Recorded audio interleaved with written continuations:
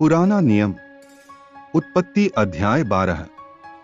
यहोवा ने अब्राम से कहा, अपने देश और अपनी जन्मभूमि और अपने पिता के घर को छोड़कर उस देश में चला जा जो मैं तुझे दिखाऊंगा, और मैं तुझसे एक बड़ी जाति बनाऊंगा और तुझे आशीष दूंगा और तेरा नाम बड़ा करूंगा और तू आशीष का मूल होगा।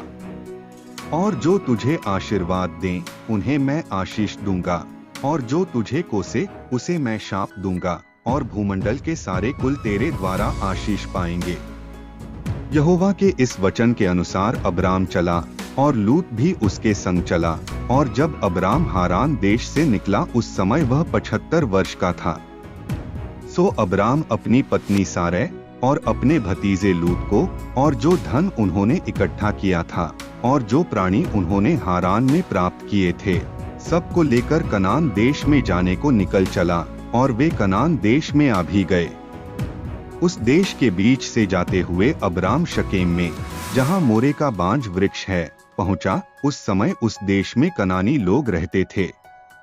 तब यहोवा ने अब्राम को दर्शन देकर कहा, यह देश मैं तेरे वंश को दूंगा। और उसने वहां यहोवा के लिए, जिसने उसे दर्शन दिया था, एक वेदी बनाई।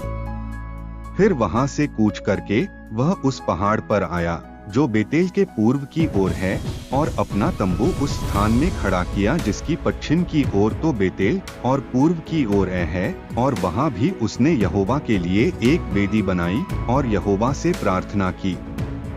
और अब्राम कूच करके दक्षिण देश की ओर चला गया, और उस देश में अकाल पड़ा, और अब्राम मिस्र देश को चला गया कि वहां परदेशी होकर रहे, क्योंकि देश में भयंकर अकाल पड़ा था। फिर ऐसा हुआ कि मिस्र के निकट पहुंचकर उसने अपनी पत्नी सारै से कहा, सुन, मुझे मालूम है कि तू एक सुंदर स्त्री है। इस कारण जब मिस्री तुझे देखेंगे तब कहेंगे, यह उसकी पत्नी है। सो वे मुझको तो मार डालेंगे, पर तुझको जीती रख लेंगे। सो यह कहना कि मैं उसकी बहन हूँ, जिससे तेरे कारण मेरा कल्याण हो और मेरा प्राण तेरे कारण बचे। फिर ऐसा हुआ कि जब अब्राम मिस्र में आया, तब मिस्रियों ने उसकी पत्नी को देखा कि यह अति सुंदर है।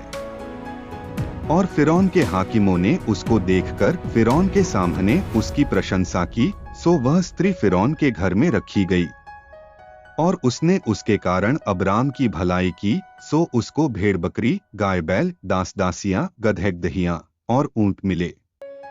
तब यहोवा ने फिरौन और उसके घराने पर अब्राम की पत्नी सारै के कारण बड़ी बड़ी विपत्तियां डाली। सो फिरौन ने अब्राम को बुलवा कर कहा, तूने मुझसे क्या किया है? तूने मुझे क्यों नहीं बताया कि वह तेरी पत्नी है? तूने क्यों कहा कि वह तेरी बहन है? मैंने उसे अपनी ही पत्नी बनाने के लिए लिया, परंतु अब अपनी पत्नी को लेकर यहाँ से चला जा। और फिरौन ने अपने आदमियों को उसके विषय में आज्ञा दी, और उन्होंने उसको और उसकी पत्नी को सब संपत्ति समेत जो उसका था विदा कर दिया।